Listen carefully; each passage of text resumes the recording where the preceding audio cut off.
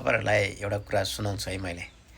हिजो पोखराको अमरसिंह चोकमा महावीर पुनले किताब बेच्दै गर्दा एउटा मान्छे आएर महावीर पुनलाई तपाई सांसद भइसकेपछि पनि तपाई के किताब बेच्दै हिँड्नुहुन्छ के तपाईले नीति नियमहरु बनाउनु पर्दैन भनेर प्रश्न गर्दै थियो। र यति बेला म तपाईको प्रश्नको उत्तर दिनलाई समय छैन।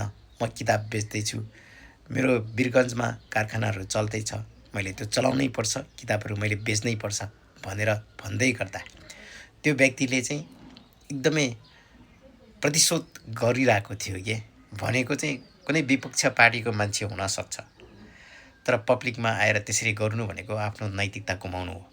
त्यसपछि उहाँले चाहिँ एकदमै पब्लिकको अगाडि थुकेर जानुभयो। त्यो समाचार त्यो न्यूज कसले हेर्नुभयो? पहिला उनीहरूले चाहिँ छुट्टै तरिकाले हाइलाइट गरेर राख्नु भएको थियो भने चाहिँ लास्टमा चाहिँ रियलिटी चाहिँ अर्कै थियो के है।